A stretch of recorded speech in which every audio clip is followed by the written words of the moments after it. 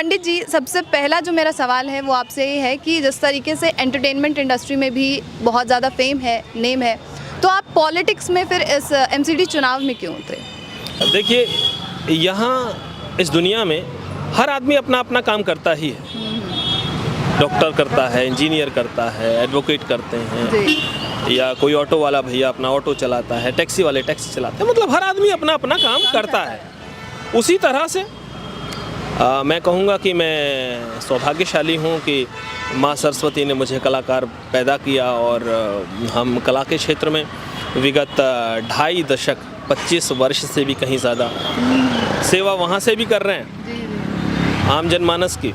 और उस सेवा को आप ऐसे मान के चलिए कि जब बहुत ज़्यादा स्ट्रेस होता है, आदमी तनाव में होता है या बहुत थक जाता है, तो तब अपने आप को रिफ़्रेश करने के लिए, इंटरटेन करने के लिए, चाहे वो टेलीविज़न हो, सिनेमा हो, वेब सीरीज़ हो या रेडियो हो, मैंने वर्षों रेडियो भी किया है, तो इस तरह के माध्यमों का प्रयोग करता है। तो लगभग 2.5 दशक 2.5 डिकेड 25 वर्ष एंटरटेनमेंट इंडस्ट्री में देने के बाद अभी भी काम ही कर रहा हूँ। तो अब आपने कहा कि यहाँ क्यों? हाँ। देखिए, नेम फेम तो सब चाहते हैं अपने जीवन में, और इतना समय लगाने के बाद वहाँ मिल भी गया ईश्वर की कृपा से, और दर्शकों ने बड़ा स्नेह दिया, प्यार दिया, पूरे देश के लोगों ने, बाहर तक भी। लेकिन अब यहाँ चुनाव क्षेत्र में, दिल्ली एमसीडी के चुनाव में, एक तो चूँकि मूल रूप से मैं हूँ भी यहीं से, दिल्ली से, तो अब दिल्ली एमसीडी के चुनाव में चूँकि जहाँ आप रहते हैं, जहाँ आप बाई बर्थ और बॉटम होते हैं, तो वहाँ का आपको बहुत ज़्यादा पता होता है चीज़ों के बारे में, परेशानियों के बारे में, अपने लोगों के बारे में। तो मुझे लगा कि भाई कहीं ना कहीं से शुरुआत करनी है समाज सेवा की।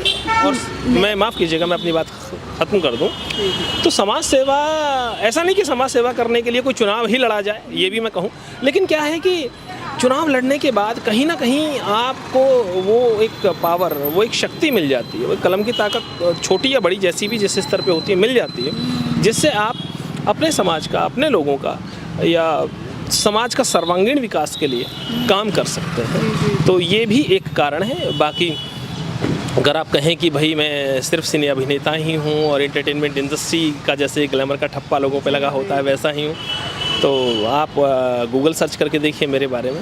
मैंने मेरे जीवन में आज तक कोई ऐसा कार्य, कोई ऐसा प्रोजेक्ट भी नहीं किया है इतने वर्षों में कि जिसमें कहीं भी संस्कारों को, मर्यादाओं को आँच आए। तो काम वही किए जो परिवार देख सके, काम वही किए जिससे शुद्ध मनोरंजन हो सके।